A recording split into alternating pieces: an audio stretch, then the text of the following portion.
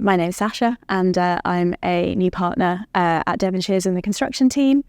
I qualified in 2016, and before that I did my training contract at a firm called S.J. Bowen, which is sadly now defunct. So training contract 2014 to 2016. And then I actually initially qualified at Fladgate into their non-contentious construction team. I spent 4 years there doing sort of quite different work to what I do now, and work that's quite different to sort of Devonshire's established client base. I was doing lots of commercial development. Actually, I'd never really worked on residential projects until I came to Devonshires. I was doing lots of sort of modular hotel work and leisure kind of stuff.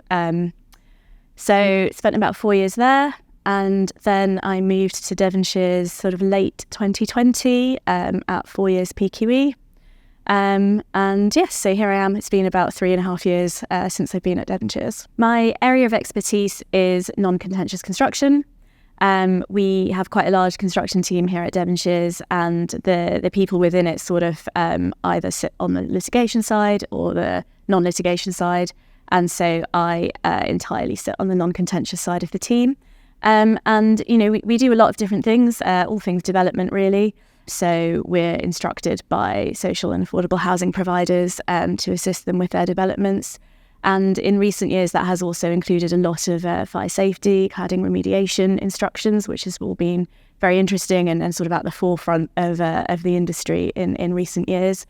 And we also have private developer clients, and they build both residential and commercial property. So we also have expertise in commercial property, including student accommodation, hotels and leisure, shopping centres, that kind of thing.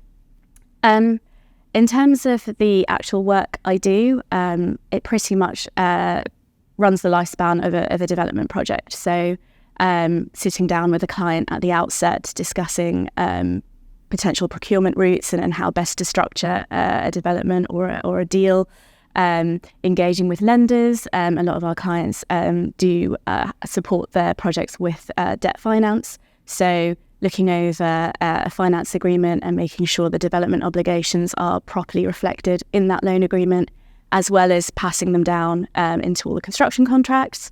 Then drafting and negotiating all of the construction contracts themselves, so building contracts, appointments. We'll assist our clients with performance security. We will make sure that sort of third-party stakeholders who might have an interest in the development or in the site are all properly accounted for.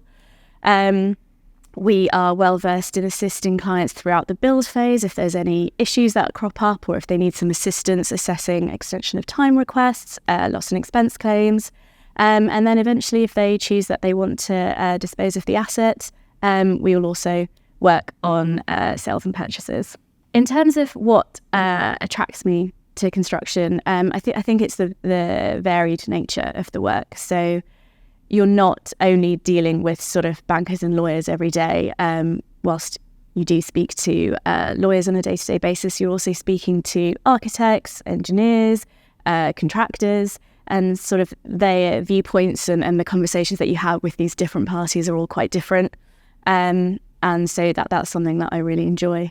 So in terms of advice that I would give someone coming up the ranks, either here at Devonshires or anywhere else that are looking to make partnership, I think it's sort of two things. So as a junior, I think it's really important to get a breadth of experience. And so when you're newly qualified, getting as much work and as much sort of different types of work from different people is really important to sort of build that base breadth of your practice.